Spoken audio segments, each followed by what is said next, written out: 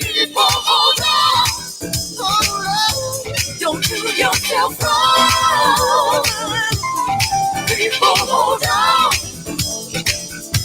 We've got to be strong. People, hold on. Do you want to hear the best house music 24/7? Tune in to House Tunes Radio. That's housetunesradio.com. And make sure you follow us on Facebook, Instagram, and Twitter. HouseTunesRadio.com for the best in house music. Where words fail, house music speaks.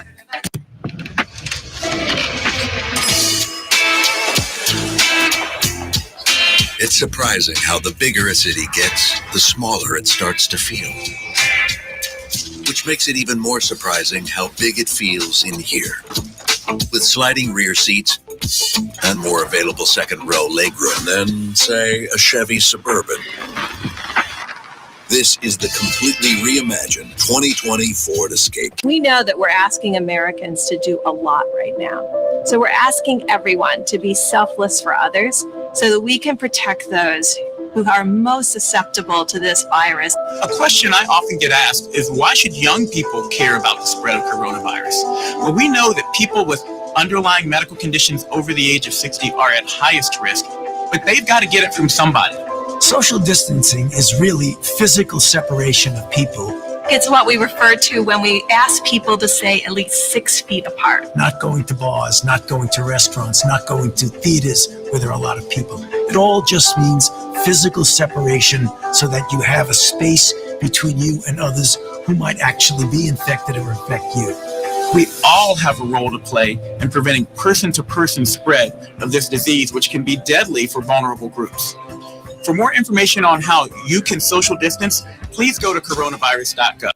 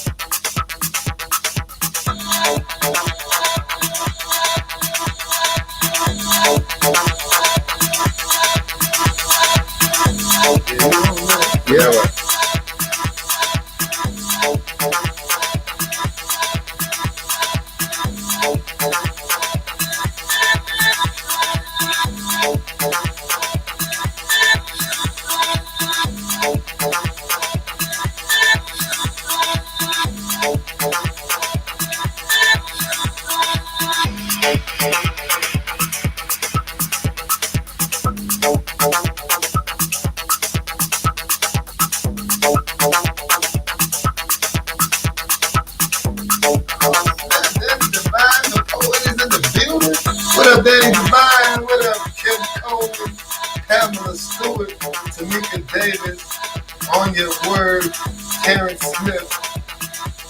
What's up? Delonda Lewis, how you doing, baby? You ready? Yes. Ready for what? Welcome.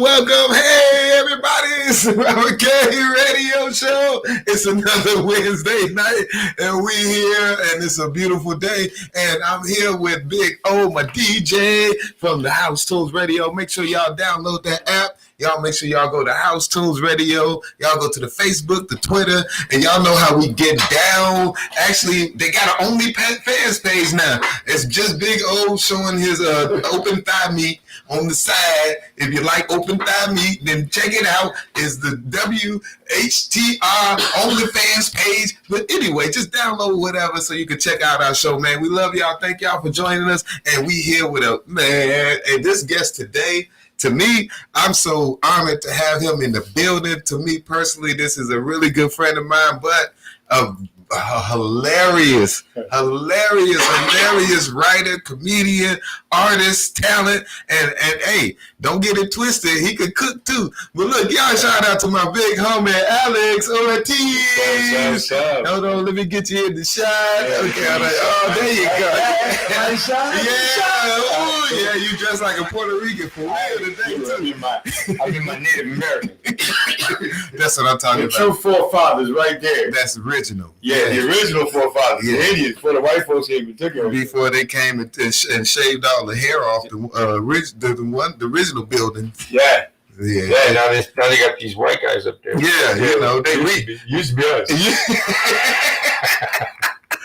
What's going on, man? Chillin' dog just got back from Wichita, Little Rock doing the thing. Finally got back to work. 6 months of this corona bullshit. Oh, the corona just been shutting you down, but hey, shut down everything. Hey, man, but you here and now you back because I see you rocking. You got like 20 shows every other week. You came out of corona like a quarter horse. Yeah, but you had to because nobody did comedy for 6 months, so we all sucked that first day. Every one of us. I see everybody bomb. I'm just saying, I was watching everybody bomb, and so I had to get my rhythm back. So luckily, it's just like track or something, like working out. I did a couple of reps, and before I knew it, I was doing 3 sets, and then before I knew it, I was doing your Cadillac. Breathe in. Yeah, I was out here doing it. Yeah, See? okay. Now your pecs is in order. You doing the little shoulder move. You know what I'm saying? Man, I'm a bike rider now. I'm an avid bike rider. I love riding my bike now. I lost 87 pounds. Oh, okay. Yeah. So hold on. Seriously, like, are you one of them bike riders that got one of the good bikes, or you just got any bike, or do you rent a bike? I got 4 bikes, right? Okay. Oh. I got one I fold up and throw in the back seat of the car. Oh, that's the white bike. That's the white bike. Yeah. That's the one that get kidnapped. I just stop folding that, throw it in the back seat. I got to put chloroform on it first before I get it in. And then I got a racing bike that I like, and then I got a Swin Shimano. Yeah. Okay. Yeah, The Swin. Okay, that ain't the ride bike. You just go rolling in that one. Yeah, that one's just for cruising. Yeah, that's the cruising bike. Yeah. But look though, you've been doing comedy for a long time, and I don't know. This is a house radio station, so a lot of comics, a lot of us do listen to house music. Yeah. And Give me that house music. I see you. Yeah. Harlem, and if I could, hey Harv, you out there? Yeah. He's a DJ for years, and I opened for. I remember 63rd and Matson, and what was it called? The Steak and Tender, Prime and Tender. Oh yeah, the steak place. They had a Matson's. Yeah, Matson's. That was it. And they had George Lamond come out, and I opened for George Lamond. So I was in there. I'm old though. I was into that. I was into that. Yeah, give me that house. Yeah, that was me, dog. Yeah. So look, what you obviously been doing comedy. I ain't gonna put your age out there, but the question we like to ask most comics on the show is, what was your comedy class? What class did you start your comedy career in? Dude, all jokes aside, okay, I walked up. Damon Williams was the host. Oh wow! And what happened was the week before. Somebody told me, because I did like a thing at the hospital. I used to be a nurse at Illinois Masonic, so they had a birthday party. Essential worker before it was essential. Yeah. Well, I was, and then so I started, they did this Christmas party, and somebody said, hey, man, give Alex a mic. I went up there and started talking shit about doctors, and people laughing. Some chick came up to me and said, you should be a comedian. I said, whatever. She said, there's a place called All Jokes Aside down the street, 12th from Roosevelt. I said, all right, cool. I'll go check it out. But I drove past it. It was closed. And Corey Holcomb happened to be standing outside. He was standing outside. Yeah, he was standing. I didn't know who he was. Okay. So I walked up to him and I said, hey, man, you know anything about this comedy club? He just gave me the Corey Holcomb, That looked like what? And he said, yeah, I know something about the club. And I said, well, how do you get on the mic and stuff? He said, well, you got to come over here, sign up at 6:30. But you better be funny, motherfucker. Yeah, it sounded like Corey. That was Corey said. That was his first introduction to Corey. So I left, and I thought, whatever. And I came back the next week, and I thought I'd give it a try. So I signed up, and then him and Jeff B. Were, you know how they play together. Oh, of course. They're best friends, So they were playing with me because I went into the restaurant. I was scared, nervous, first time ever getting on stage. Naturally. And then, it's all jokes aside. So I walked into the restroom, and Jeff B. and Corey walk in, and they're like, hey, man. Remember that time they threw that bottle at that dude that wasn't funny, and I could hear him talking, and I'm sitting in the sink going, they be throwing bottles. Ain't funny. Remember that choke dude who wasn't funny? They kicked that Mexican dude who was in there that one. Remember they killed him and then made him do jokes. They took his hand up his ass and made him talk. Remember that shit? So I was in the restroom scared, but I went up and had a great set. I did 5 minutes, and it was all about roaches. I remember my first set was about roaches. Right, that's how we all do. Yeah, roaches is the easy set. Roaches, sex, and how big your dick is. That's how we start. Yeah, Hey, I got a roach set. I started out with Everybody did. So I did that set, and Damon said, hey, man, that was pretty funny. Can you come back next week and do it again? I said, sure. But I came back with a different 5 minutes. And that shocked him. Oh, yeah. He was like, wait, last week was your first time? I said, yeah. He said, you came with a whole new 5 minutes. It was still hitting. It was when I first came up with, it's 3:15. It's time for your ass. Right. It killed. So what happened was the third time I did it, Bernie Mac was in the room. Okay. And Bernie Mac walked over and he said, hurry up, motherfucker. Okay. I said, oh, shit. He said, my name's Bernie Mac. I know you are. He said, you're funny than them motherfucker. Man, you need to come down on my Tuesday nights and do my room on Tuesday nights. I got a room called Cactus on Tuesday nights. So he had a little jazz club, and he'd sit on a little stool, and Bernie would tell stories, but there would be a jazz band playing. The music was hot, the place was always packed, and then Bernie would just close his hand. They'd stop playing, and Bernie started talking. Bernie was a genius. Bernie was a genius, dog. So I started hanging out with Bernie, Damon Williams, Deion Cole, Tony Schofield, those guys, Kenny Howell. I mean, they all kind of took me under their wing. And the advantage I had was I was the only Latino. I didn't know I wasn't black till they told me when I got on Comedy Central. They said, "You ain't black." I was like, "Really?" I thought I was. I was really black. I was on Comedy View and Bad Boys. I got to be black. They don't just put anybody. So I started, but because of them, whenever somebody said if they was on a tour or something, and they said, "Hey, we need a Latino comedian," the only person they knew was me. It was it. So I was getting booked everywhere, dog. And I started out featuring 2 months in the comedy. Hey. Yeah, and it just started. But you were still funny too, though. Yeah, but it was. You have to be funny still. Yeah, you can't. You ain't just gonna come in and think they gonna be like, come on, and we'll feature you first time you ever did comedy. That shit don't work that way. No, you were still hilarious. Even your joke you said, I laughed because I know that joke. It's hilarious, But they were all, it's all about life. But because of the group that came with, George Wilborn was there. Yeah. I mean, we're talking Craig Robinson. Man. And then, you got the guys that we came up with, Leon Rogers and Marcus Combs and D-Ray and all those dudes. Yeah. It was a nice place to learn because we didn't give a shit about no. They were brutal. That class was brutal. Yeah. They were brutal. They were the ones who threw the bottle. Yeah. They talking about the audience. They were brutal. They didn't care. We used to go we had rooms like the Click and the Cotton Club where people went and bombed all the time. Man. So they used to jiggle keys, and when I'm right, you jiggle your keys. It was so mean because the key, you don't realize how loud 200 keys, 200 sets of keys get when people start jiggling. You can't tell your jokes. You know when you're sweating and bombing how loud that shit is.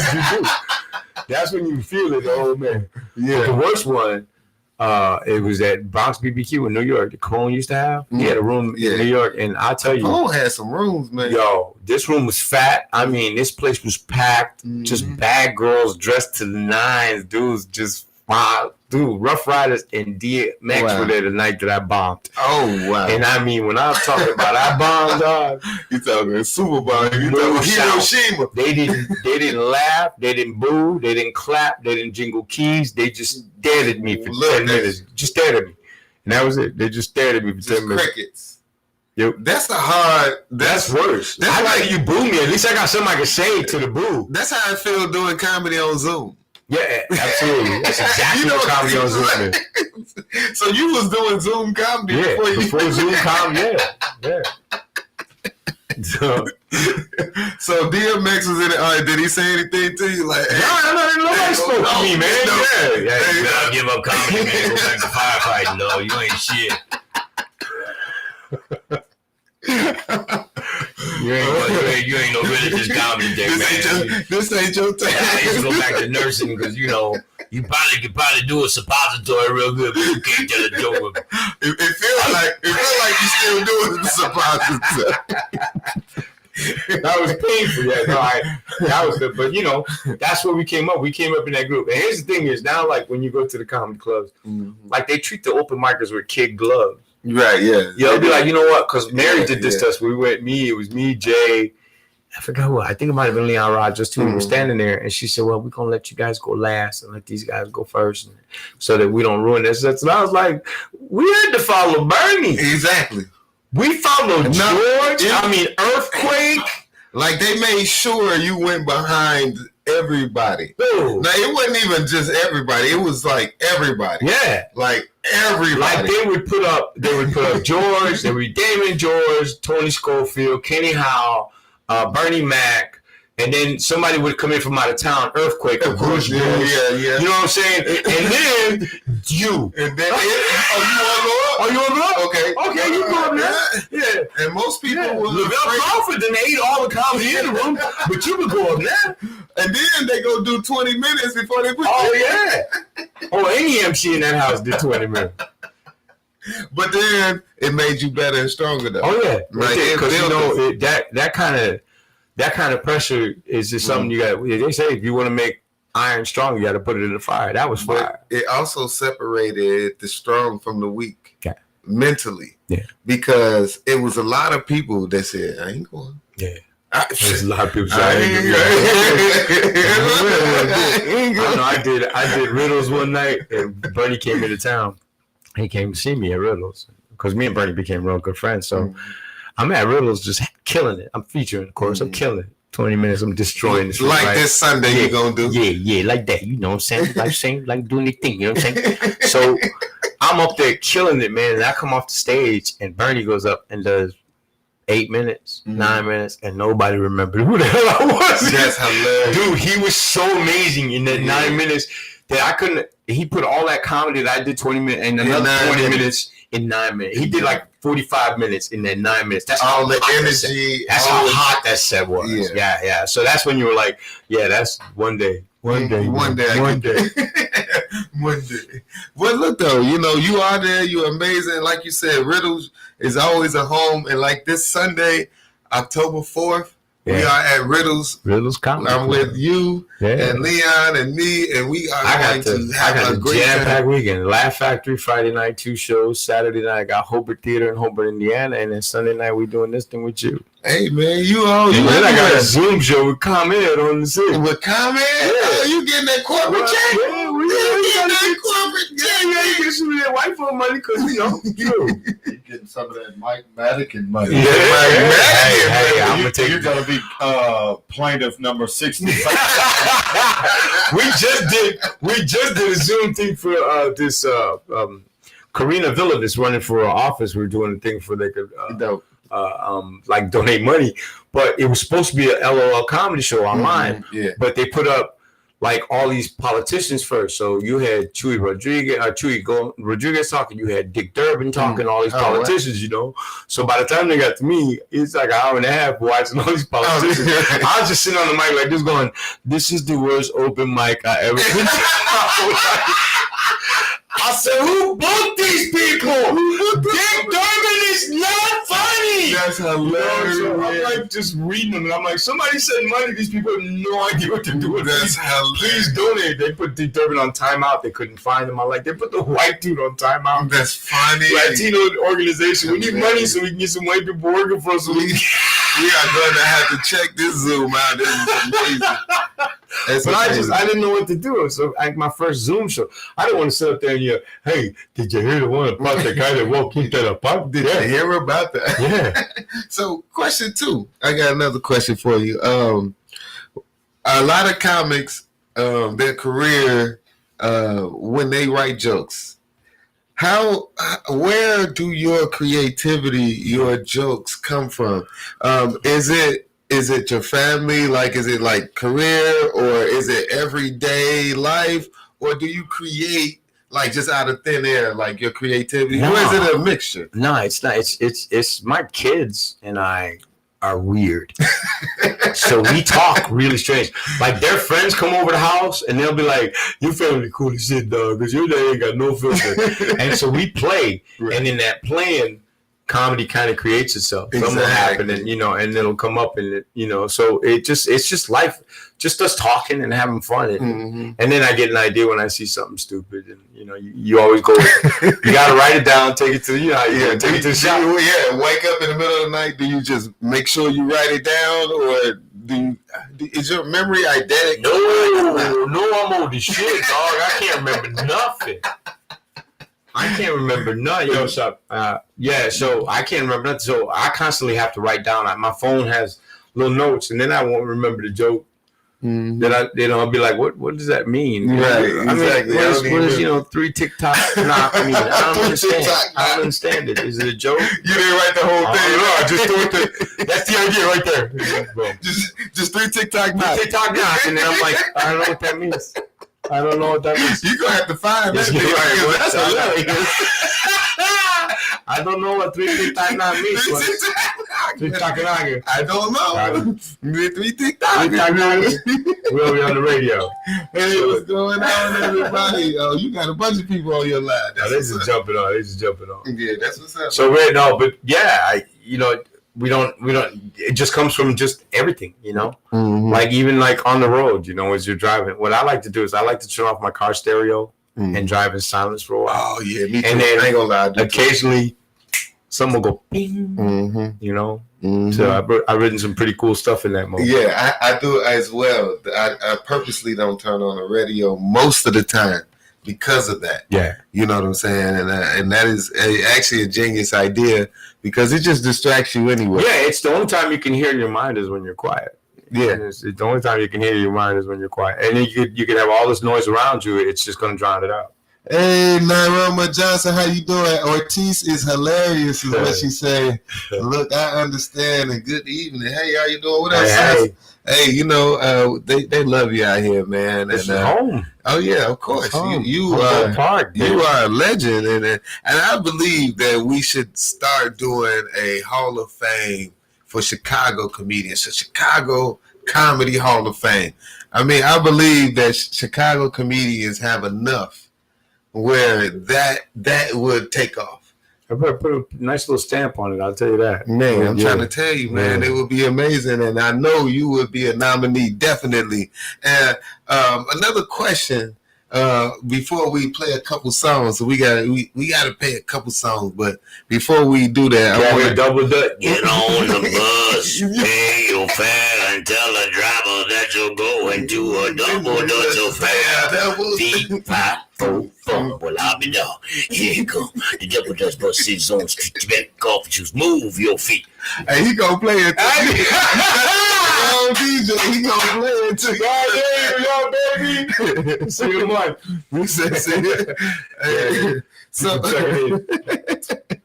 Yeah, no, I don't know what it is about certain songs, but they'll come on, you ain't heard them in a while, and all of a sudden you'll be like, oh, that was dang right there. Because I just purchased a Michael Jackson album, Mhm. and it's got stuff on there that I ain't heard in like 20 years. And I'm like, Man. man, don't nobody play this? Don't no nobody more. play it no Why? more. Yeah.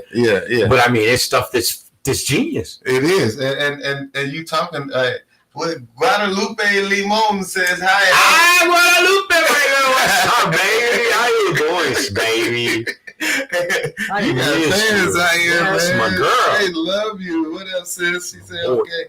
They love you. So while we got you, and before we go into break, tell us just a little bit about why. Okay, I got a better question. So, as a child, there was something you did that led you to know that you were going to be a comic. It's something you are proud of that you did that you don't even think about right now. But I want you to think back to your childhood and tell me what accomplishment that was so amazing that it kind of to you could be a catalyst to getting you on stage. My mom says Okay. that I was addicted to the Three Stooges. I watched them all the time as a little kid. Like I'd stay there and watch the Three Stooges as a kid. And she said when I was about 4 years old, she smacked the shit out of me, and I went into a circle on the floor and she's never forgot it. And she said she thought it was the strangest thing she'd ever seen. But I think that might have been the start right there, dog. Just doing curly. Hey Mo, what's in a can of panic? Yeah. So that is hilarious because I watched the Three Stooges every day. I was sick with it, dude. I was sick with it. And if my son would have did that to me, I probably would have died laughing. Yeah. She said she smacked the shit out of me. I went on the floor and said, woo! She just started laughing. Didn't know what else to do. Oh, man. Okay, Guadalupe said, can't wait to see you again here in Dallas. I can't wait to get back down to Dallas, dude. He did that double dutch. That's my stuff, man.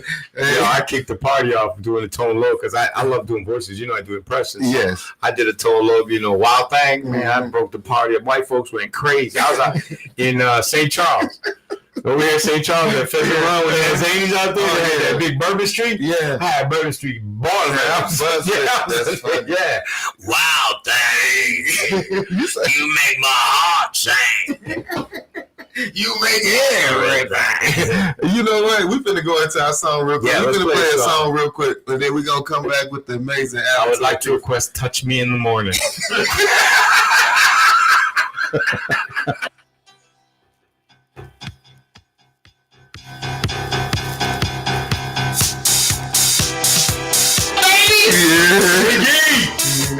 Bernie, Oklahoma City, that's coming soon. What up, Steve, Lewis? Hey, Cindy, where Direct. Say hello, everybody. Say hello to my boy, Son KANE in the corner. Hey, what's going on, everybody? We in the building. We're doing radio. I got shows this week. Friday night, I'm at the Laugh Factory, 7 and 9:30.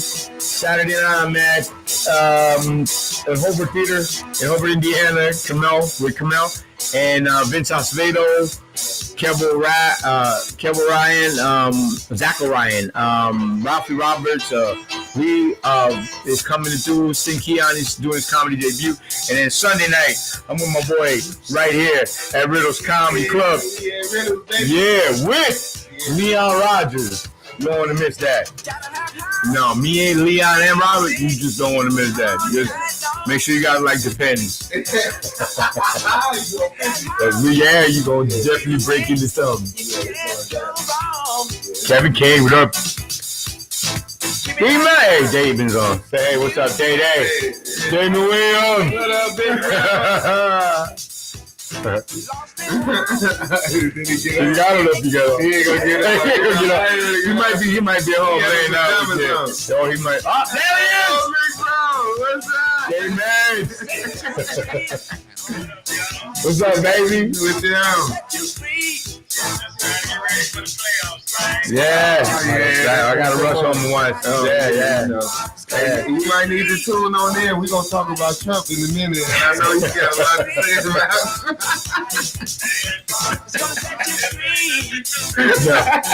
And not if you want to get hurt anyway, because he'll just sit in the back going, and what about the cocaine? And what about the woman over there? No. And what about your son? Yeah, that was crazy. Might have said, Yes, sir. What up, nephew? Nah, he's crazy. That was the craziest shit I've ever seen in my life.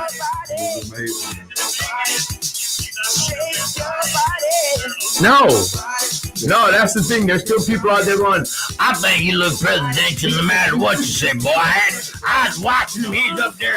You know, he said Hunter Biden about 4 times. He said Biden out. He said, we can talk about family. Yeah.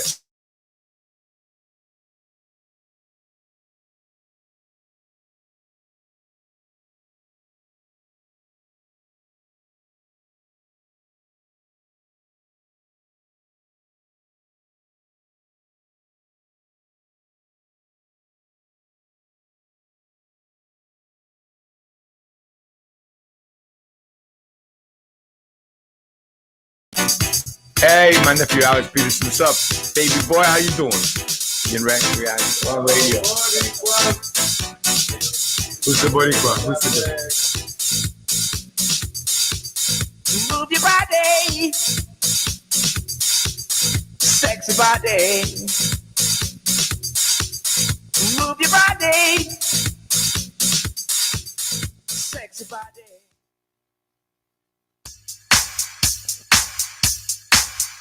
There's a double Dutch bus coming down the street. It's moving pretty fast, so gotta shuffle your feet. Get on the bus, pay your fare, and tell the driver that you're going to a double Dutch affair. Get on my double Dutch bus. Hey, they say, move your booty.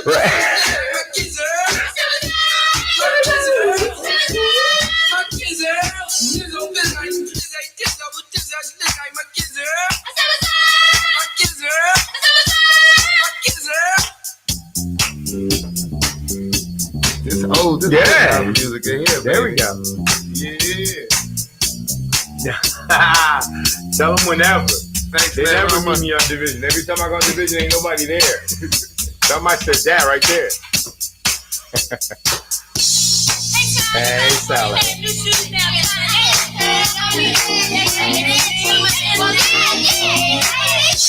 We're on the radio. Soul School, baby. House.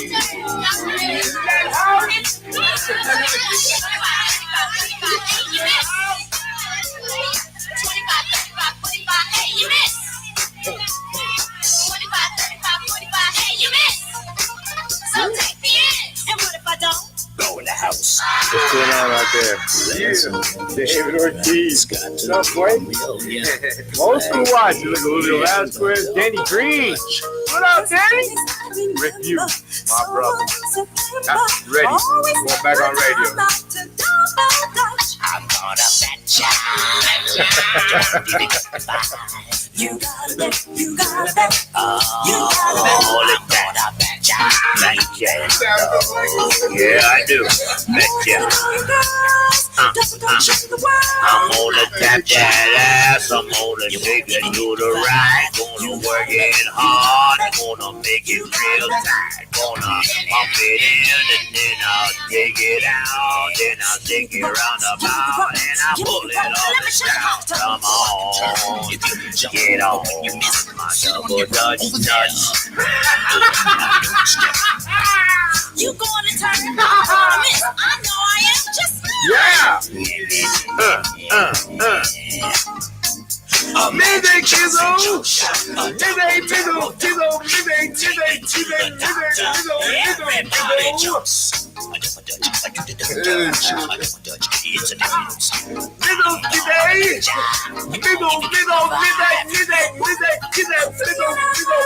There she goes. Told ya. One day you're gonna miss. 3, 2, you're gonna miss. 4, 2, you're gonna miss. 5, 10, do that. 6, 10, she's good. She's good. She's good. She's good. Oh, yeah. Really talking about his children. How children weekend with me and say, get down, baby. Daddy, I want a bicycle.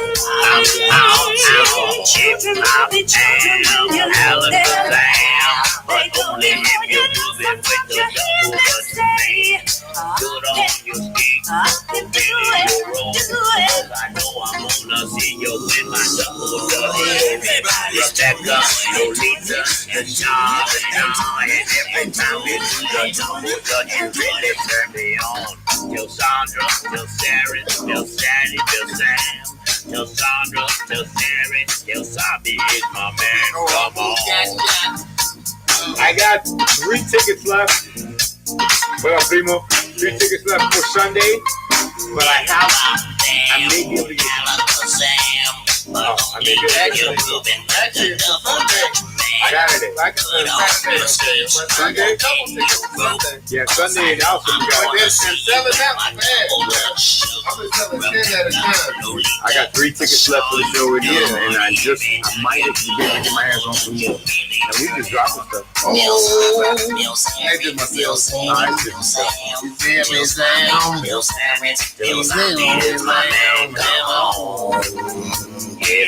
Yeah, Saturday. I got 3 tickets left right now, but if I need more, I can possibly get more. Saturday, Hobart, Indiana. Gotta go back to work. Let me hear you say, Welcome back to the Robert K Radio Show. I'm here with the big homie Alex. I have Ortiz. no idea why I love that song so much. I love that song. That was a song that your request, and it was an amazing song. Love that song. We had a great time dancing to that song. Actually, the song had about 4 more minutes left. Yeah, we did all kinds of different lyrics to it too. So just so you know, we changed it. It was the double Dutch hood, brown and black affair this time. That's what it was. Hey, so Alex, tell us, look, there's been a lot of stuff going on in the world of comedy. And as far as you is concerned, so we appreciate your art, your talent, and your skill. So if you were to create like your ultimate end of the year show, what would you consist that of? What kind of show would you build at the end of 2020? For the 2020. It accumulates everything. You couldn't have gave me 2019. No, 27. You gotta give me 2020. Shit happened the whole year. Right? Give me that. Right. No 1999. None of them good years. 2020. Tell me what I would give you a limited budget. You would just create out of thin air whatever you wanted. What would you create? You know what? I would probably just. The reality show with my kids. That's all we do. Because it would be we had so much fun and we got so creative that I think that's what would be fun to watch. Was just how we dealt with each other. I thought after 6 months that me and my wife would be ready to kill each other. I did. I swear to God. Look, when I first said that we were gonna sit at home for 6 months, I said, "Oh, this bitch gonna kill me, or I'm gonna have to shoot her. Dog, this ain't gonna happen." But. Actually, the opposite happened. I found out I kind of fell in love with my wife, which was really cool. That's amazing. Yeah, it was really cool. 18 years we've been together. And then right now, I feel like we're closer than we've ever been. And the kids and I we spend all day together. So we've been together every day for 6 months. And y'all funny together. And we have a great time together. There's no animosity. Did you guys watch the debate? No, actually, I cussed. I tried because everybody had a TV going, and I didn't want to be that guy because I knew the debate was going to be what it was. Exactly what it was. Shit is on a shit show? A shit show, yeah. So I knew it was going to be something like that. So I didn't want to watch it in front of them because I knew that I was going to get a little upset. Mm-hmm. And, I didn't, but I still, like I said, I still need them to see it. Okay. I still show it to them, later on after it's broken down. So you want to see it first before? I want to make sure. I have to see it. It's not that I want to see it. I had to see what was going to happen because I'm completely against Trump. You was in the back like, puto, yeah, you're right.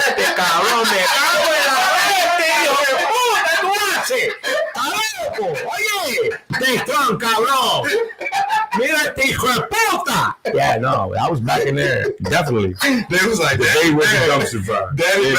Lucky Luciano's online, man. What up, Lucky? What up? Congrats, Middle Jr. What up, Cork? But it was such a bad show. It was. But I needed to see what was going to happen. And once I saw what he was doing, and I saw, because Biden wasn't going to do what I would have done, which would have been like, yo. We knew Biden wasn't going to go ahead. And, so the guy was going, he was too stupid. You couldn't shut him up. You couldn't slow him down.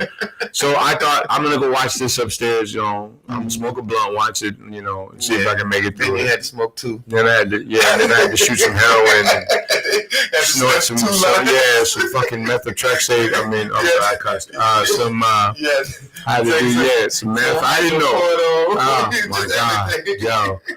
I couldn't believe it. I thought, this is the guy that runs our country. He can't even run himself. He can't even act. He acted like it's kid with the terrible twos. He tells me, you can't do that. Yes, I can. Yes, I can. But what if I say, but no, because I say no. But you agreed to this. Yeah, no, you say no. He was talking to Trump like you talk to like you hear a Caucasian mother talking to her child in the store. Even the moderator was like, Chris Wallace couldn't do anything. He's like, Mr. President. At one point, I'd be like, hey, stupid. Hey, stupid. Shut your face, huh? Hey, you shut it with the mouth. All the time with the mouth. It's constantly going, blagging. That's what my dad would have said. What up, boy? Ruben? My dad would have got to say, shut up. God damn it, tú no sigues. He kept. Why? Why you not shut up? I couldn't understand. Yeah. Shut the hell up. I couldn't believe how ham he was going. And it was just, this is the guy who's got he's got the nuclear codes, man. This is the guy that has the button, his finger on the button. On the button? Yeah. And you know who he's working for? Not us. No, definitely. No. Well, he already said Proud Boys step down. Yeah, so we stand up, stand ready. Stay ready. We definitely need to get into that 1,000,000%. I want to talk about that more later because that's a deep. Actually, we get into that now since you brought it up. Yeah. Because as Black and brown Americans out here, they baited him. They asked Trump. They said, "Hey, why don't you tell these white supremacists to back down?" They said, "I dare you to do it." They said, "Now tell them." I dare you to. They said, "No, please tell them, please." That was like me throwing a grapefruit at Sammy Sosa with a 33-ounce bat. Exactly. They set him up so that he could send it right out of the park. But the thing, all he had to say was, "I absolutely condemned white racism." That's all. He wasn't gonna say that. That's all he had to do. Say that. That moment right there is the moment that you know that this dude is not our guy. That moment is the moment that us brown and black people needed to figure out that it's time to arm ourselves and get ready for that war. Because in my world, what he did was, I found out about a group I didn't even know about. You didn't know about the Boogaloo Boys? I had no idea. Really? Oh. Like, there's a lot of black people that's just now finding out about these people. And Trump. And believe me, the Boogaloo Boys have known about black people for quite a while. Of course, but they've been changing. I knew about racism. I know they broke off into different groups, but I didn't know that their name was what did he say? Boogaloo Boys or something like that. No, he said the Proud Boys. Yeah, that name is different. They're calling them Proud Boys and telling them stay ready. Yeah. That means black boys stay ready. Stay ready. That means brown boys stay ready. Yeah. That means we got to get ammunition and guns and everything we need in our hoods because obviously he just called the arms. It is your right as an American to bear arms. Hey, he just called the arms. That's what I heard. I heard him say, "Stay ready." I tell you what, Pride Boys, cool. Come into our neighborhood with that stuff. Come right to Humboldt Park. Just come down Division Street with a march. And bring all your weapons, because I'm telling you what, we're going to have some good lechon that night. and then, they ain't see, he said, they're really not going to come into our neighborhoods. They're never going to come. They're not going to come in. But they don't have to. Go to Kershaw. They still control a lot of things. That's why when we loot and we riot and we say we don't care because we don't own it, and then everybody black get mad, well, the Proud Boys is who own it, and they control it. So when you get that out of your neighborhood, and then we own our own land and our own businesses in our neighborhoods, period, point blank, then that's how the Proud Boys can't control. That statement that Trump made actually made me, I was threatened. When he said it. It was absolutely threatened. What he was telling them was, be ready for when I call. So now think about this. To me, we got to November 2nd. Because one or two things gonna happen with what he said. Either if he win, they gonna go crazy, or if he lose, they gonna go crazy. Right. If they lose, it doesn't matter. Look, go crazy. If they show up to the polling places with guns, they need to go to jail. They're not going to go to jail though. Why not? Because they're Proud Boys. No. Trump They need to go to jail. There should be no way anyone should be allowed to go anywhere near a polling place with a gun. This is not Argentina. This is not Venezuela. This is not the Middle East. You're not. If you go anywhere near a polling place with a gun, you should be taken down and charged with a felony. Well, he told them to stand down. Hopefully they listen. Stand ready. He did say stand ready. It was Biden that said stand down. No, he said Proud Boys he said stand down and stay ready. Stand by. Stand by and stay ready. That's true. Stand by and stay ready. He didn't say stand down. That is a direct call from a general, a leader of the That's world. Your boy saying get ready. If we was in there, I'd be like, yo, folks, everybody get your stuff ready to go. Get ready. That's a full-on threat. That's exactly what he did. He did exactly that. He called them to arms. That's crazy, man, to me. And it's actually disappointing and discerning.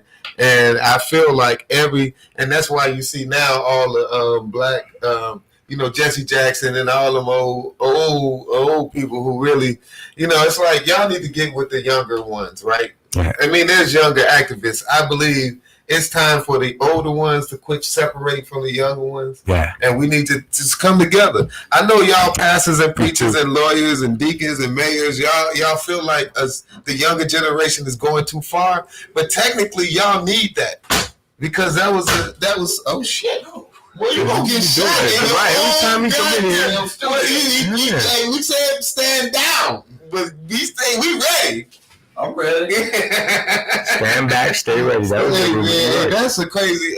And you know what? Go ahead. I just don't understand how. Because look, the idea is the guys that are running everything, they ain't even that many of them. There ain't that many of them. There's not that many of them. It's not. Even if you look at the rich guys in this country, that's like 1% of this population. It ain't that many of them. We are the bigger numbers. So I don't understand how it is that we keep allowing people like Mitch McConnell, to make the laws because he's not one of us anymore. Right. He's from the old guard. The problem was Obama scared them so bad that a black dude could win. Yeah, he scared them so bad that now they're trying to turn the clock back even further. 50 years ago. Right. Yes. Because that was when they were cool. Yeah, that's real. When you had to drink from a separate fountain in them, they were okay with that. They was fine with that. Yeah. With that sign, but they're not good with the Black Lives Matter sign. No. The idea that the black people are coming up, that Latino people, the Latinx generation is coming to get their own, scares the shit out of them. Oh, they're afraid. Do you realize? I posted this earlier, and it was from Newsweek, so reputable source. 66% of Spanish-speaking Americans in Telemundo Twitter poll think Trump won the debate.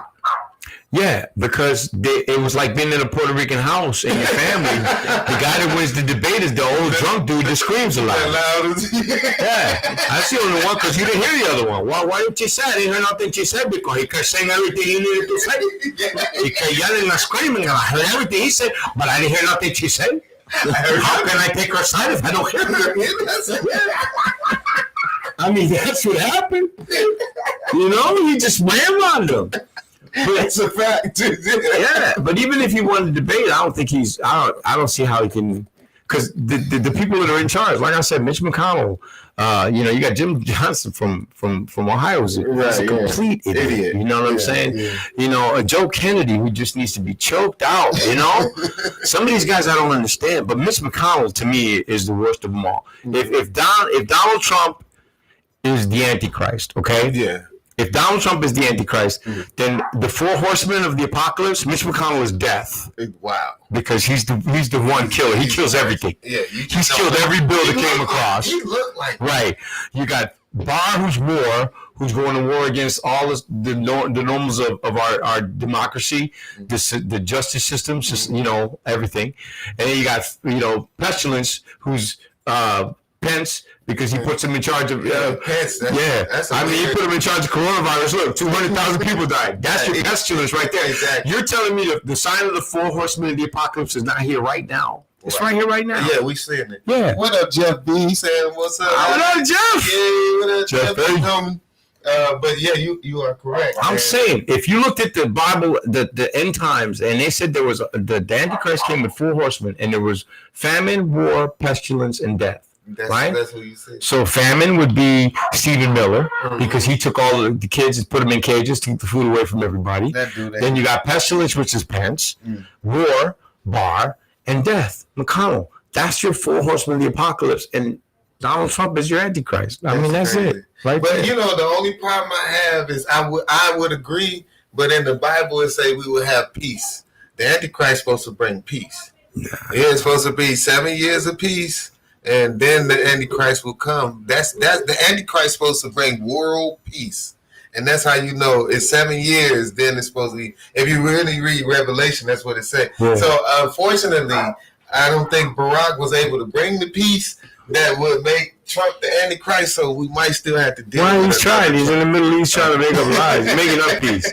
He said, or maybe what they meant to say was that he get like a piece for 7 years, like a piece of Stormy Daniels, a piece of Kala. It might not have been the piece you're thinking about. It could have been a whole nother piece. We could have been a piece of ass. That's all I'm saying. Hey, we probably gonna continue our debate about Trump because there was more to talk about after this. We got our 7 o'clock mix coming up. Before our 7 o'clock mix, I want you to tell them again where to find you, where your Cash App, where your Facebook, your Twitter, your back page, you just selling ass on the corners. Give them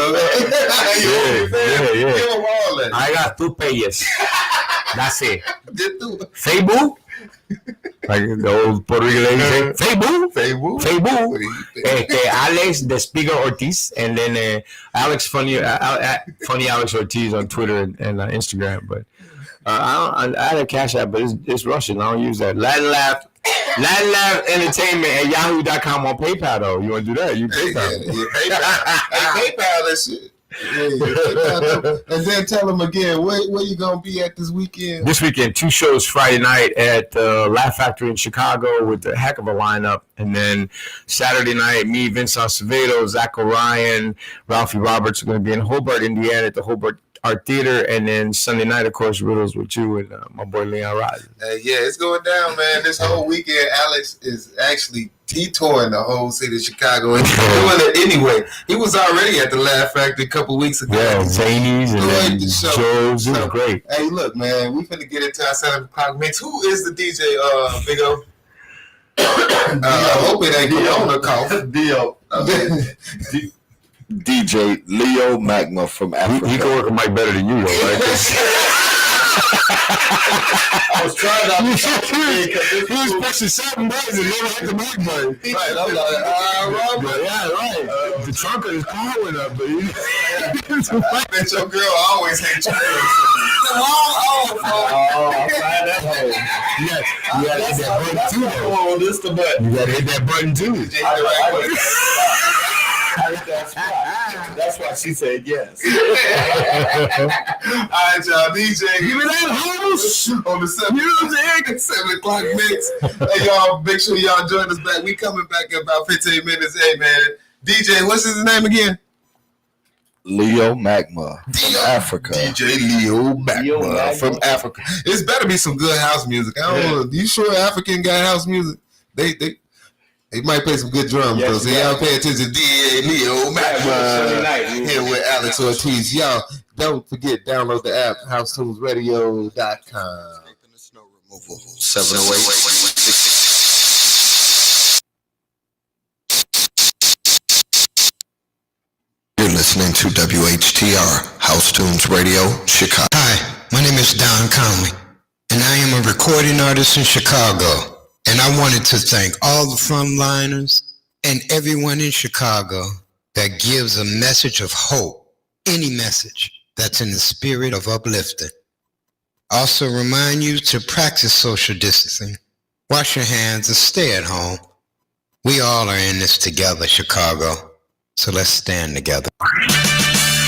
Order what you need at O'ReillyAuto.com and pick it up at the counter or call, and we'll bring it right out to you while you wait.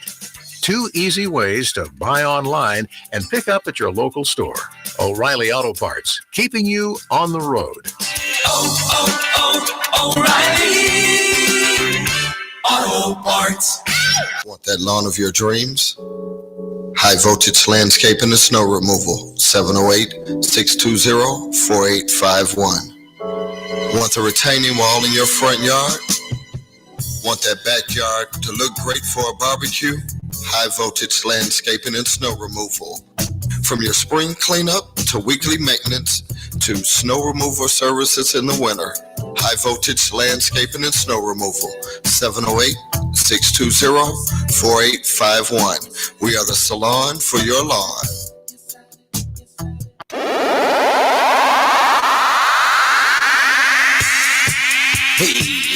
Hey, how y'all doing out there?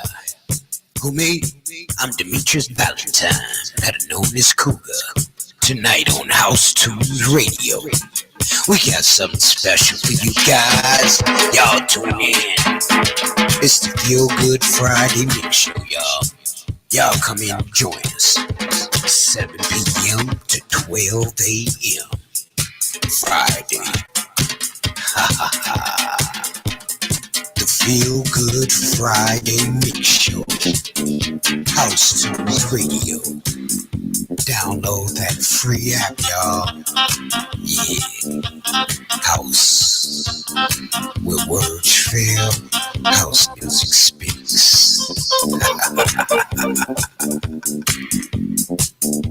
Do you want to hear the best house music 24/7?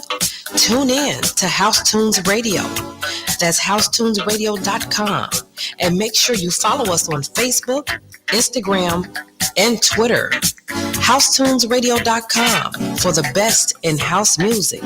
Where words fail, house music speaks. This is WHTR, House Tunes Radio, Chicago. Views, wordings, and opinions of this show are not that of House Tunes Radio.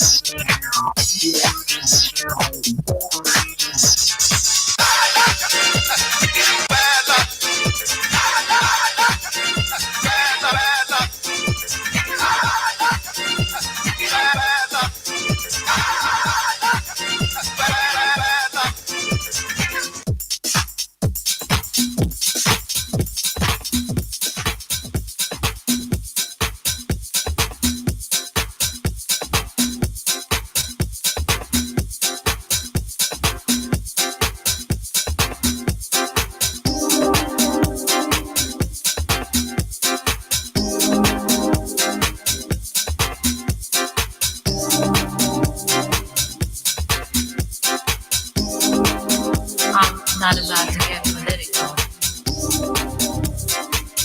I'm just gonna express what I've been told. It's a long walk to freedom. Some say it's been walked for many years.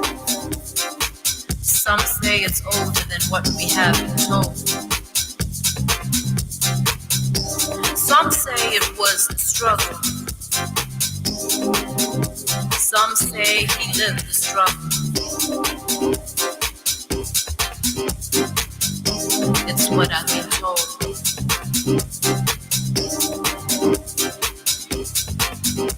He fought for our survival, negotiated for our rights. Some say he sold to the devil, but what I know, I'm free today. I live my way, and I'm blessed today. It's a long walk to freedom. 94 was the year. He lived the struggle, fought for our survival. It's a Mandela Day.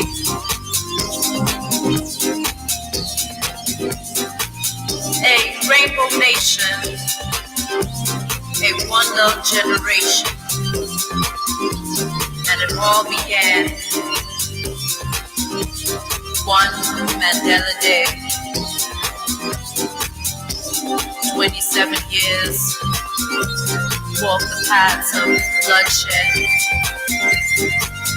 walk the paths of struggle, walk the paths where we used to hate one another.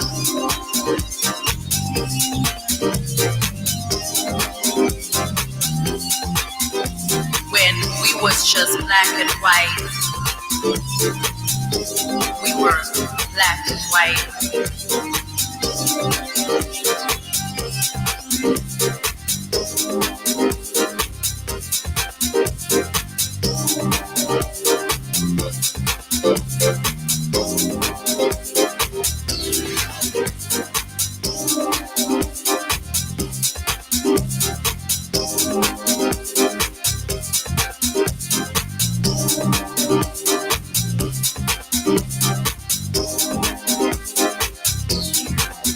Differentiated by our race, our different kind, the shape of your nose, the style of your hair, whether it's straight or not so straight. You walk past that, different countries, different paths. When we used to live with a past, we had to pass our way through, and he passed that pass. It was a long walk to freedom before we had known, for our forefathers have told us stories that we have never been told. In our minds, see, we lived it through the DNA, through our bloodstream. He fought for our survival, negotiated for our rights. Some say he sold to the devil, but what I know is I'm free today. I live my way, and I'm blessed today. It's a long walk to freedom. 94 was the year we lived the struggle, fought for our survival. It's a Mandela Day. A rainbow nation, one love generation, and it all began one Mandela Day.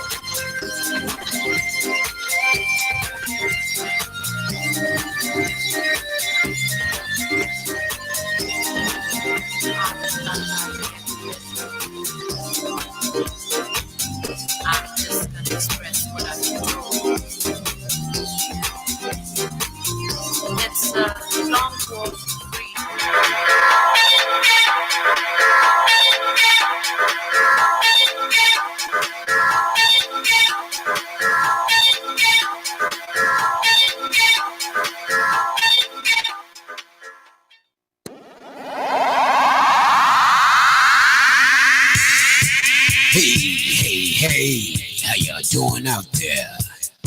Who me? I'm Demetrius Valentine, better known as Cougar. Tonight on House Tunes Radio, we got something special for you guys. Y'all tune in. It's the Feel Good Friday Mix Show, y'all. Y'all come in and join us. 7 p.m. to 12 a.m. Friday. Ha ha ha. The Feel Good Friday Mix Show.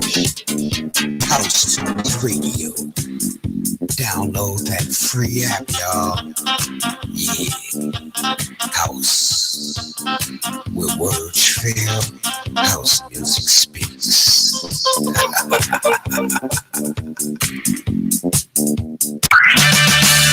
Order what you need at O'ReillyAuto.com and pick it up at the counter or call and we'll bring it right out to you while you wait.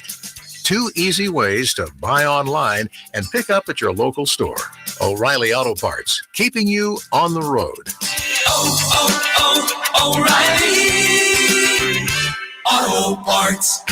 We know that we're asking Americans to do a lot right now. So we're asking everyone to be selfless for others so that we can protect those who are most susceptible to this virus. A question I often get asked is why should young people care about the spread of coronavirus? Well, we know that people with underlying medical conditions over the age of 60 are at highest risk, but they've got to get it from somebody. Social distancing is really physical separation of people. It's what we refer to when we ask people to stay at least 6 feet apart. Not going to bars, not going to restaurants, not going to theaters where there are a lot of people. It all just means physical separation so that you have a space between you and others who might actually be infected or infect you. We all have a role to play in preventing person-to-person spread of this disease, which can be deadly for vulnerable groups. For more information on how you can social distance, please go to coronavirus.gov. Do you want to hear the best house music 24/7? Tune in to House Tunes Radio. That's housetunesradio.com. And make sure you follow us on Facebook, Instagram, and Twitter. HouseTunesRadio.com for the best in house music. Where words fail, house music speaks. Views, wordings, and opinions of this show are not that of House Tunes Radio.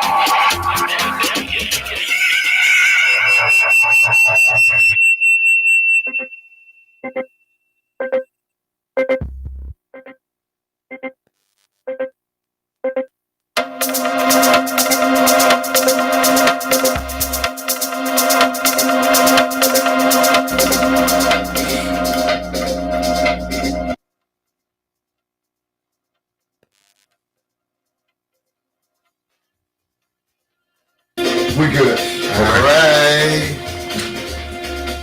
Hey. Give me that house! Music. Welcome back to the Rubber J Radio Show. I hope y'all like that beat by DJ on the DJ. Yes, that person, and he did a great job. It was a wonderful mix, and I'm here with the big homie Alex Ortiz. Still in the house. Still in the house. Still here. Chasing the dog. Guess who's still here? So me chasing the dog. So me and you, Alex, we were talking about the Trump debate earlier, and we talked about the Proud Boys, and unfortunately, that was not a highlight in the debate, and now it opened our eyes to knowing that the white supremacists has changed their name from KKK to the Tea Party to the Proud Boys. So now we know. Boys. They got a whole bunch of names. They got a bunch of names. Yeah. So keep your eyes out and let's stay focused and strapped and let's keep on this cause we on, guys. I'm not. You know what? The Proud Boys don't scare me because they're not coming here, dog. They go to the place they know they can, where there's 2 black people that live, one Latin family that came from Mexico 17 years ago that they cut everybody's yards. They go in there and they start stuff. They ain't coming. They're not coming down west side of Chicago up there with that Boogaloo Boys. Dog, you crazy? Are you crazy? Hey, put them on the screen for me so he can see. I mean, are you crazy? They're not coming down there. That is crazy, man. I mean, and they're not gonna do. They're not gonna go into Compton. They're not gonna do nothing like that. But still, the point is though, they're gonna affect what they can, and they probably got influence on a lot of businesses and banks and things like that. So we got influences. They own all that stuff. That's the those guys that own it. So, those are still Ku Klux Klan members. So when they say Proud Boys, be ready, that means we have to take our monies and our stuff and do right. But I don't even want to get back into the Proud Boys. I don't even care about them because they're irrelevant. What I want to talk about on the debate is, because I know you got kids. So Trump kept talking to Biden about his kids. Yeah. You stole $300 million. And Biden got really angry. Yeah. He got pissed. I can talk about your kids. Yeah. How would you feel as a president? Somebody goes so personal. I think Biden missed a lot of opportunity yesterday because what I would have done while he was like ranting and raving, I would have just said, see, this is why you can't get nothing done right now is because you won't listen to nobody. Mm-hmm. You just keep running. You're running your mouth. But you don't listen to nobody. You don't take in no information. And if somebody says something that's contrary to you, you just get louder. Louder don't make you right. It just makes you louder. It just makes you loud. And you're right, Chin Chin. You know, and he said, you talking about my kids? Your kids in China right now. That's what he said. Right, bending over for Xi Jinping every time he calls. And that's when he called him a clown. He got pissed. He started talking about my kids. We can talk about family. That's what he told me. He said, we can talk about kids. Talk about family. Look at Donald Trump Jr. high as hell. Sending out tweets, high as hell. My dad said, I gotta talk to y'all because he's running for the presidency again. And then he got some crazy. The chick is supposed to be Puerto Rican. I didn't know she was Puerto Rican. I didn't either. The one that was doing the best is yet to come. That who is tramp. That's Don Jr.'s girlfriend. That's his girlfriend? Yeah, I guess she's supposed to be Puerto Rican. Oh, Lord. But she was trying to say that she was Puerto Rican, but we knew she wasn't Puerto Rican. She's like, when we lived in our house, I was like, nah, you're not Puerto Rican. Yeah, you said house. You said house. Backyard, we had a dog, we had a pool. Yeah, you ain't one of us. No, you one of them. The maids were there. No. You ain't Puerto Rican. No, you definitely ain't Puerto Rican. No. That's hilarious. Yeah, you changed it up. Hey, shout out to Brittany Coleman, Marquita Williams, Chatilla. I see y'all out there. Thank y'all. And Jeff B again, man. Thanks for watching and checking out the show, man. We got the big homie Alex Ortiz. He was the one. He was one of them. I told you, Corey Holcomb and Jeff B. Yeah, he was one. Jeff B. I told you with the story. I just told him about your ass. Yeah, he sure did. Just told him about you. Just told him about you. They threw a bottle at that dude. Jeff had me scared. The funniest thing they ever did was when we did Comic View. Okay. Jeff B. and Corey Holcomb just took over the green room. The green room. Oh wow! When I tell you that they had. Nobody knew what to do because Corey Holcomb and Jeff B had just taken over the green room. Like, and they weren't like, because there were comics there. You're talking about gangsters. Yeah, like, gangster style. They came in there and took it on. They didn't know. No permission. Corey Holcomb and Jeff B walked into Comic View because Corey Holcomb, for some reason or other, like he couldn't get on Comic View because he was too hard for them. Oh yeah, they would never go to accept him. Right. Yeah. And Jeff B is the same thing. Jeff B and they're just hard. I mean, well, that's when he had to come with the get them the singing jokes. So when they got on the Comic View, we were in the green room, and they were terrifying people. There was people scared, like didn't know what to say, didn't know what to move. Jeff B, there was this dude said something to Jeff B, and my favorite thing, Jeff B, ever sitting in a chair like this, right? Mm-hmm. And he said, "Hey, I don't play like that, dog." And the dude was like, "Hey, man, we just talking about each other." He said, "Don't play like that, dog." So the dude said one more thing, and Jeff B jumped up out of his chair, and I swear to you, this dude, I can't remember what comic it was. That's funny. He shrunk into. I thought he was going. He on himself. He just right. And Jeff B just jumped up and then went and walked away.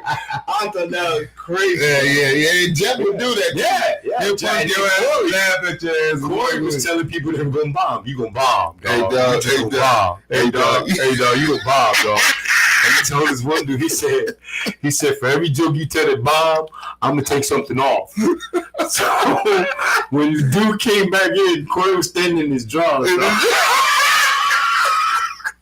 Standing in his drawers. I'm crying. That's Corey. That is hilarious. They terrorized. That is hilarious. The green room, I take BET that year. That is they terrorized it, and they took it over. It was one of the most fun things I've ever seen happen. Oh my God. Now that's a great story right there, man. Now, Corey, that's the big homie, man. Love Corey, man. That's big brother, man. When I see him, that's a real dude too, though. He ain't never been nothing. No, it's a real person. Like if you think you small time and he don't remember you, if he really remember you, he treats you the same respect he treated you the last time he saw you. Yeah. And if he treated you like shit last time, he gonna treat you like shit this time. But he consistent. He's real. He's a realist person. And I love big brother Corey, man, for real. Like him and Jeff B, they're like freaking frat, dog. They're like, man, yin and yang. It's great to watch them together. They're sitting down. I remember one time we said some chick. This was years ago. We was at TNT Comedy Hood, right? Shout out to TNT Comedy Hood, man. And Jeff B, they was with these two girls, and one of the girls said to Corey, she said, "We should go to the movies or something." And Jeff B said, "Hey, we got bitches for that."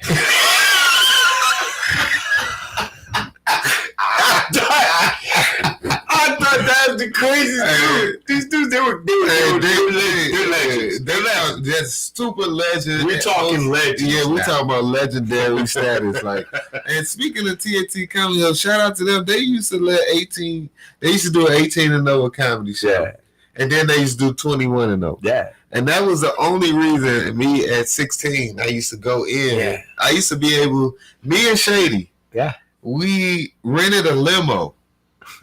Like, cause we was too young to get in there, right? Right. So we went to the 18 and over show, right? And we loved it. So we was like, how are we gonna get in the 21 and over show? As 16-year-olds in high school, we rented a limousine and went to the show. We went to TNT Comedy Hook in a limo, in suits, with girls. All of us had our prom outfits. Right. We thought we was doing it. Right. But we said, if we come like this, ain't nowhere to run. They gonna come out. We do that.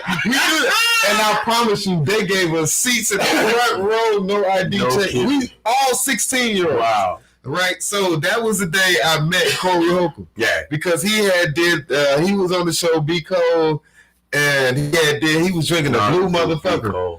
And he got on stage talking about this blue motherfucker, and I drank it that night. And after the show, me and Corey, we spoke, and that was the first time I met Big Homie. So I'm telling you, Corey was the first one ever talk. You been funny, dog. Yeah, that was him. Yeah. But yeah, him and Jeff, forever. So that was one of the greatest times we ever did on comedy. But we went down there so deep on the van. that was going to tape that day. It was straight Chicago. I mean, there was like 3 other guys from any other city, but the whole van was full of just Chicago comics. Yeah. What year was that? Did you take? We started in '99 was the first year I did it, and then because it went from then to like 2004 or something like that. I did from '99 to 2004. I did every season. Because then after that, it was like BT started. The Comedy View actually literally started falling off. Right, cool. What they did was they didn't do it for a couple of years, and then they bought it back. I think with somebody else hosting it, and it wasn't the same. But it was. I mean, for honestly, the BT shout out because. If it weren't for BT, a lot of us wouldn't be where we are now. I wouldn't be. That is true. They would be broke and, with no insurance. If it wasn't for BT, trying to buy old boy's landscaping company so I could make some real money. No, but really, because BT was the place. Me, Gilbert Esquivel was there. Juan Villarreal, you know what I'm saying? We were all doing it, everybody. Dennis Gaxiola. Everybody did Comedy View. Right, but everybody. But for us, for the Latinos, we didn't have that much to do. Then, because of Comedy View, I got to do the Latin, Local Slam, and I got to do Local Comedy Jam because of Comedy View. Right. Because, nobody knew. You wouldn't even know to do those things. Because I met them. Then I got to do the Latin stuff, and so BET started it all. Man, that's crazy. So shout out to that, man. But we need to build our own. Damon, we talked to Damon on your live earlier during the show, and he's doing the live tonight. You know what I'm saying? So maybe we can do what? So live tonight with Damon Williams. Oh, yeah. So maybe we can get piggyback, and hopefully he can be the next BET. Well, hey, you know what I'm saying? You know what? I'd like to see him be the next mogul. Like, what's his name on Entertainment Tonight? What's his name? Who on Entertainment Tonight? He used to be one of the Russell Simmons used to come out of there. The guy that used to do Real People, and now he owns everything. Byron Allen. Oh, Byron Allen. Yeah. Shout out to Byron Allen, man. Billionaire. Yeah. What up, Willie C. Smith? What up, Drew Mellon? What up, Melvin? What's up, nephew? So I see you out there. But look though, so it's a lot more stuff going on in the world. You traveling a lot. You doing a lot of traveling. You going from state to state. Yeah. And I know you were on your tour where you were on the boat. But have you had any run-ins with Corona? Are you worried about it? Is that something that bothers you? What killed me, my wife has a real job. Okay. You keep saying that. Yeah, it's a real job. Like you don't. Comedy is a real job, man. Yeah, whatever. But my wife is bad. She has a heating and air conditioning license. She's a locksmith. She's got tools. Like when somebody get home, I'll be like, baby, something wrong with the stove. I turn the knob and nothing go click, but the fire don't come on. And she puts on her tube and it goes zzz, she fixes it, So she's the best husband ever. So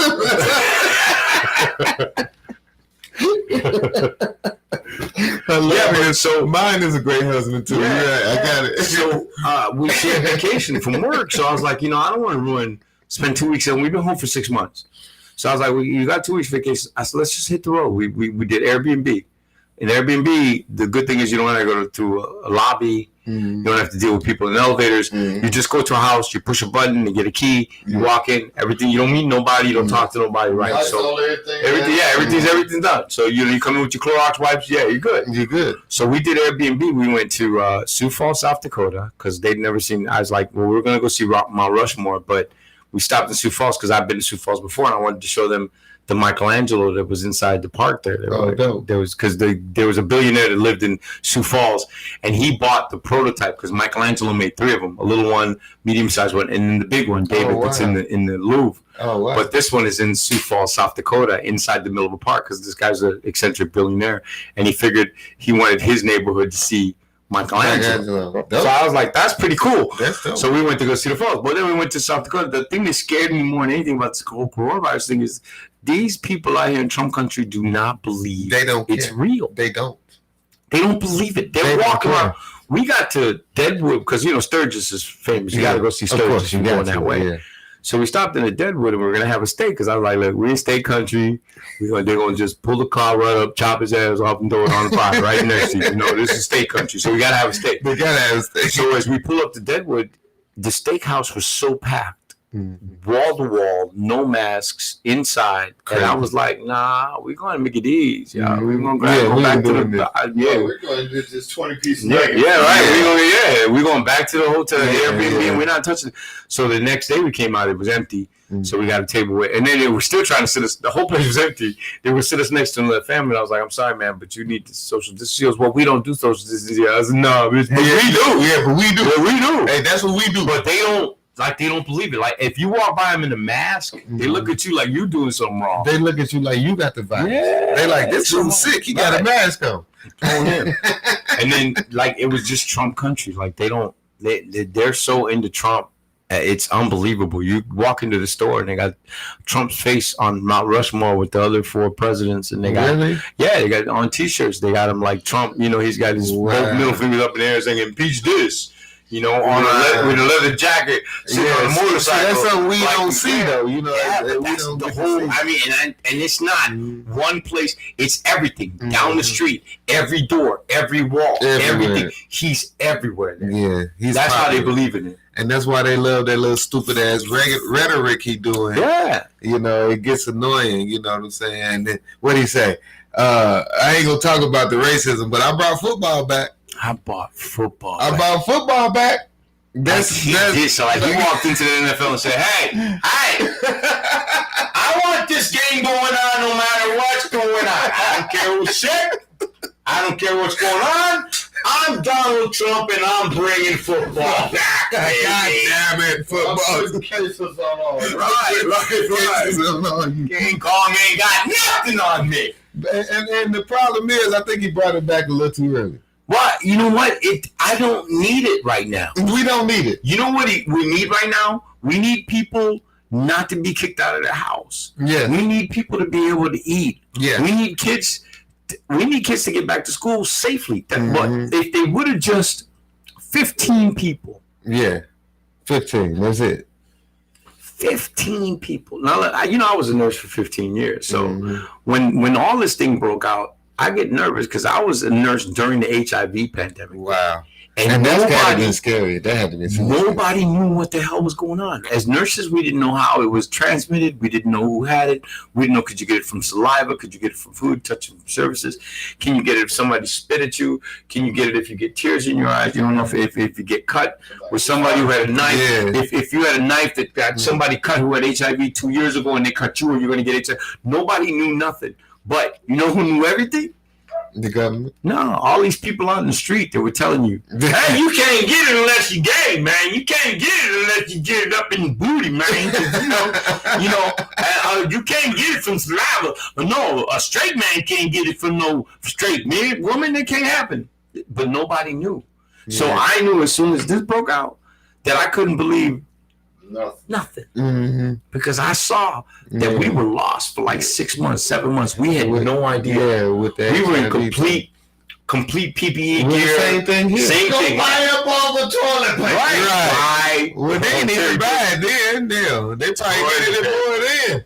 I didn't understand why I was toilet paper. I was like, what happens with coronavirus? You get like explosive diarrhea. Yeah, with everybody first thing was, I'm going to get diarrhea if I get sick. So I need tissue. Right. I damn the food. We gonna pass up all the noodles, and we ain't gonna heal this shit. We gonna pass the hell with the chicken noodle soup.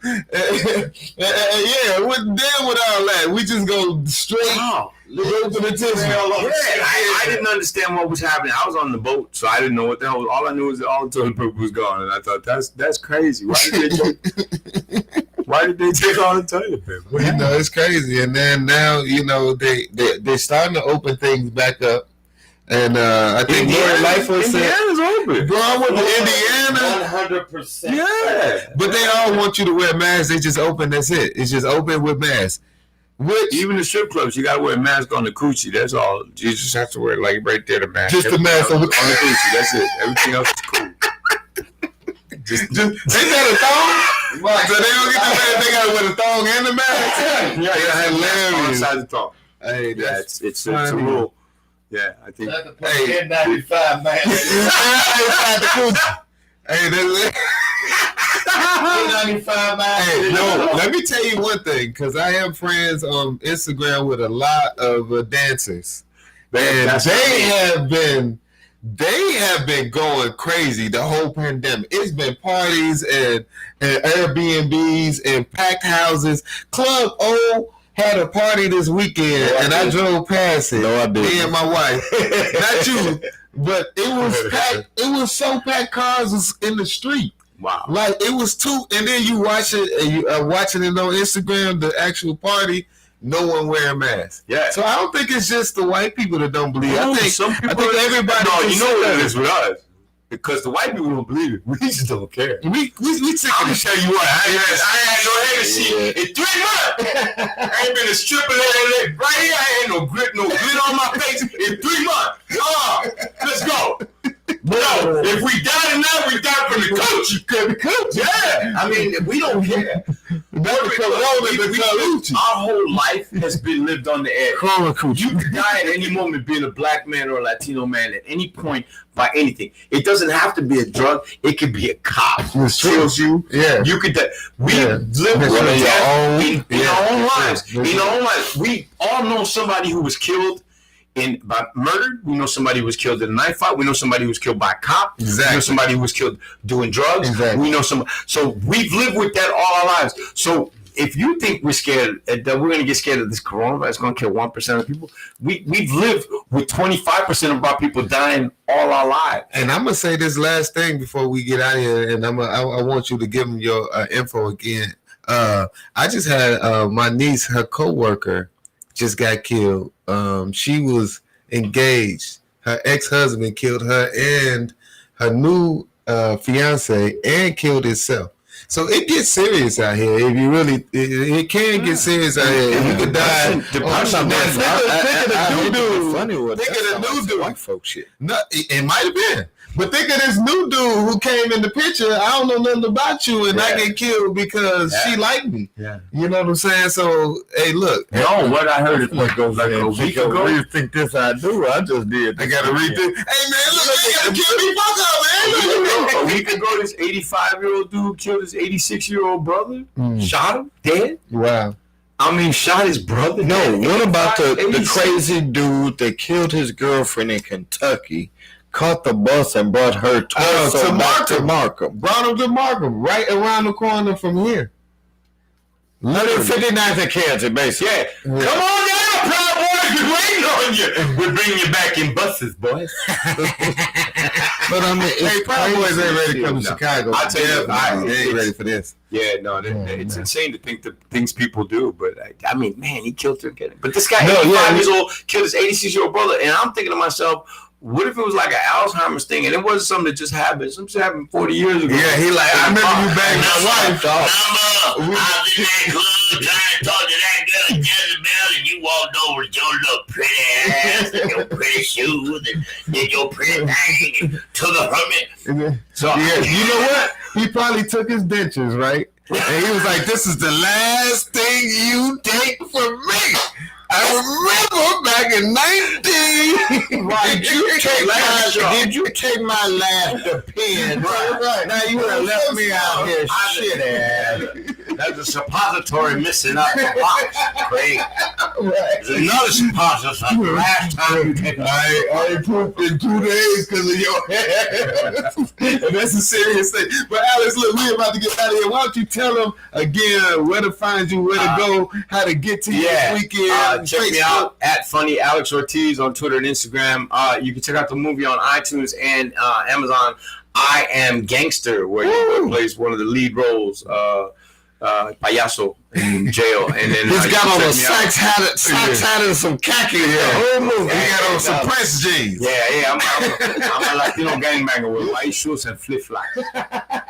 No, you got like it. You can play that role. I can see that. He got on dress shoes and some tall socks. There you go, tall socks. That's how you do it, with a pair of shorts. Yeah, with a pair of shorts. Alex Spigger Ortiz on Facebook.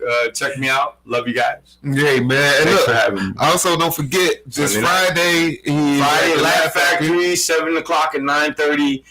Saturday night, the Hobart Art Theater in Hobart, Indiana at 8 o'clock, and then Sunday night at Riddles whenever they start. Hey, 8 o'clock, we black, but we starting on time. We know. Hey, look, let me tell you this. Even though we didn't start this show on time, and we normally don't start no show on time, but normally my Sundays start on time. They normally start at 8. For some reason, well, why you start on time for the white man and not the black man? That's for the me man. Yeah, well, that me man.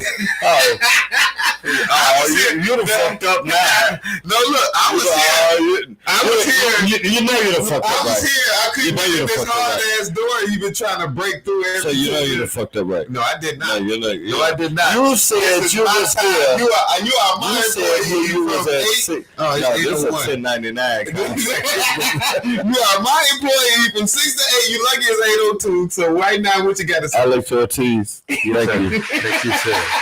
We love you, Alex. We love. Shout out to Big O and 8 o'clock. Hey, everybody was watching. Yeah, Damon Williams, love you. Damon Williams, shout out to y'all. Hey, look, this is Robert KANE Radio. Y'all make sure y'all download the app House Tunes Radio, WHTR Radio, and go to House Tunes Radio. Go to Facebook, go to Twitter, and check us out. Robert KANE.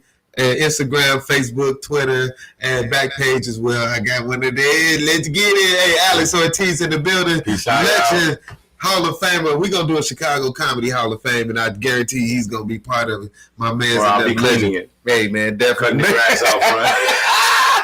Thanks, Big O, and House Tunes Radio. We love you guys. Let's get it. This is Marshall Jefferson, and you're listening to my family here on House Tunes Radio. The words fail. House music speaks. All right, baby love.